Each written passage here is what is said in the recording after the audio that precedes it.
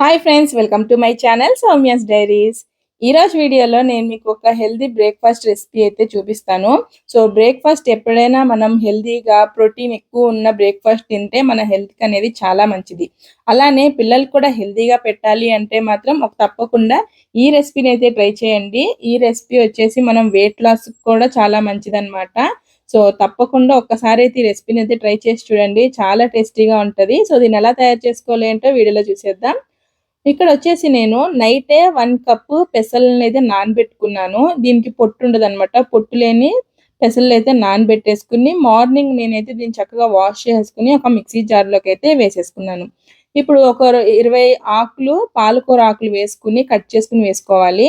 1 inch అల్లం ముక్క, ఒక స్పూన్ సాల్ట్, ఒక హాఫ్ స్పూన్ వచ్చేసి జీలకర్ర వేసుకొని కొంచెం వాటర్ యాడ్ చేసుకొని మెత్తగా గ్రైండ్ చేసుకొని ఒక బౌల్‌లోకి అయితే వేసేసుకోవాలి. మనకి బ్యాటర్ అనేది మనకి దోస బ్యాటర్ ఎలా ఉంటుందో బ్యాటర్ అనేది అలాగ ఉండాలన్నమాట. ఇప్పుడు దీంట్లోకి నేను ఒక పావు కప్పు ఉప్మా రవ్వ వేసుకుంటున్నాను. దీనివల్ల మనకి దోసలు అనేవి కొంచెం క్రిస్పీగా వస్తాయి అన్నమాట. అలానే టేస్ట్ కూడా బాగుంటాయి. ఇలా చక్కగా మిక్స్ చేసుకున్నాక దీంట్లోకి ఒక మీడియం సైజు క్యారెట్ని తురుముకుని అయితే వేసుకోవాలి. దీన్ని కూడా వేసుకుని ఒకసారి మిక్స్ చేసుకొని ఒక 10 నిమిషాల పాటు పక్కన పెట్టేసుకోవాలి. ఈ లోపల స్టఫింగ్ ప్రిపేర్ చేసుకుందాం. స్టఫింగ్ వచ్చేసి ఇక్కడ నేను వచ్చేసి ఒక బౌల్లో 50 గ్రామ్స్ పన్నీర్ని తురుముకుని వేసుకోవాలి. అలానే గ్రేట్ చేసుకున్న క్యారెట్, సన్నగా కట్ చేసుకున్న ఆనియన్స్, పచ్చిమిరపకాయలు, ఇంకా మీకు కావాలంటే మీకు నచ్చిన వెజిటేబుల్స్ కూడా వేసుకోవచ్చు. క్యాప్సికమ్ కానీ, టమాటా కానీ ఇవి కూడా వేసుకోవచ్చు. అలానే ఒక పావు స్పూన్ వచ్చేసి సాల్ట్, అలానే ఇంగువ, కొంచెం చిటికెడు ఇంగువ వేసుకుని ఒక హాఫ్ స్పూన్ పెప్పర్ వేసుకోవాలి. పెప్పర్ పౌడర్ వేసుకోవాలి. ఒకవేళ మీకు పెప్పర్ వద్దనుకుంటే దాని ప్లేస్‌లో మీరు చిల్లీ ఫ్లేక్స్ గానీ, కొంచెం హాఫ్ స్పూన్ వచ్చేసి కారమైనా వేసుకోవచ్చు. ఇప్పుడు దీంట్లోకి ఒక హాఫ్ స్పూన్ జీలకర్ర పొడి, సన్నగా కట్ చేసుకున్న కొత్తిమీర వేసేసుకొని చక్కగా మిక్స్ చేసుకోవాలి.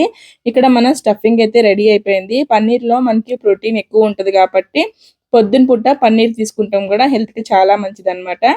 ఇంకా ఇక్కడ 10 నిమిషాల తర్వాత మన బ్యాటర్ చూసారు కదా! రవ్వ వేసిన తర్వాత బ్యాటర్ అనేది కొంచెం థిక్‌గా అయ్యిద్దనమాట. సో నేను వాటర్ అయితే ఏం కలపట్లేదు. సో మనకి బ్యాటర్ అనేది పర్ఫెక్ట్‌గా ఉంది. ఈ లోపల స్టవ్ ఆన్ చేసుకొని దోస పాన్ పెట్టేసుకొని పాన్ అనేది బాగా హీట్ అవ్వాలి. హీట్ అయినాక మనం ఒక గరిటె బ్యాటర్ అనేది వేసుకొని చిన్న ఉత్తప్పం సైజులోకి వేసేసుకున్నాను నేనైతే ఇక్కడ.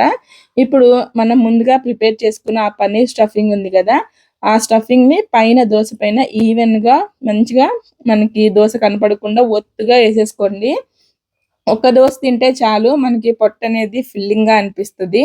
ఇప్పుడు సైడ్స్‌న కొంచెం ఆయిల్ వేసుకొని ఇట్లా చూపిస్తున్నట్లుగా వీడియోలో గరిటెతో ఇట్లా స్టఫింగ్ అనేది ప్రెస్ చేయండి. ఇలా చేస్తే ఏంటంటే మనకి స్టఫింగ్ అనేది ఫ్లిప్ చేసేటప్పుడు విడిపోకుండా ఉండిద్ది. ఇప్పుడు సెకండ్ సైడ్ కూడా ఫ్లిప్ చేసుకొని మీడియం ఫ్లేమ్‌లో పెట్టుకొని కాల్చుకోవాలి. ఎందుకంటే పన్నీరు మనకి ఎక్కువ సేపు కాలకూడదు. ఎందుకంటే పన్నీర్ అనేది మనకి ఎక్కువ సేపు వేగిందంటే అది కొంచెం రబ్బర్ లాగా అయిపోయిద్దనమాట. అందుకు మీడియం ఫ్లేమ్‌లో పెట్టుకొని కాల్చుకోవాలి. సో అలా మీకు ఎన్ని దోసలు కావాలంటే అన్ని దోసలైతే వేసేసుకోవచ్చు. చూడ్డానికి కలర్‌ఫుల్‌గా ఉంటది. తినటానికైతే టేస్ట్ అదిరిపోయిద్దనమాట. సో వెయిట్ లాస్‌కి ట్రై చేసేవాళ్ళు మాత్రం ఒక్క దోస తింటే చాలు. మధ్యాహ్నం వరకు మీకు పొట్ట ఫుల్‌గా ఉండిద్ది. అంత హెల్తీ అన్నమాట. ప్రోటీన్ ఎక్కువ ఉండిద్ది కాబట్టి మనకి ఎక్కువ సేపు ఆకలి కూడా వేయదన్నమాట. సో మీకు గాని నా రెసిపీస్ నచ్చితే మాత్రం తప్పకుండా నాకు కింద కామెంట్ చేసి చెప్పండి. ఫస్ట్ టైమ్ చూస్తుంటే మాత్రం ఛానల్‌ని సబ్స్క్రైబ్ చేసుకోండి. సో మన tasty and healthy protein rich breakfast recipe అయితే రెడీ అయిపోయింది. సో దీని కాంబినేషన్‌కి నేనైతే టమాటా పచ్చడి, అలానే కొబ్బరి కారంతో అయితే సర్వ్ చేసుకున్నాను. ఈ 2 కాంబినేషన్ అయితే చాలా బావుండిద్దనమాట. కొబ్బరి కారం రెసిపీ కూడా మన ఛానెల్‌లో ఉంది. ఒకవేళ మీరు చూడకపోతే కింద డిస్క్రిప్షన్‌లో లింక్ అయితే ఇస్తాను. ఒకసారి ట్రై చేయండి. కొబ్బరి కారం అయితే అదిరిపోయిద్ది టేస్ట్ అయితే. తప్పకుండా ట్రై చేయండి. సో మీకు ఈ రెసిపీ అయితే నచ్చిందనుకుంటున్నాను. రెసిపీ నచ్చితే మాత్రం తప్పకుండా ఒకసారి ట్రై చేసి ఎలా వచ్చిందో నాకు కామెంట్ చేసి చెప్పండి. వీడియో నచ్చితే లైక్ చేయండి, షేర్ చేయండి. మళ్ళీ నెక్స్ట్ వీడియోలో కలుసుకుందాం. బాయ్.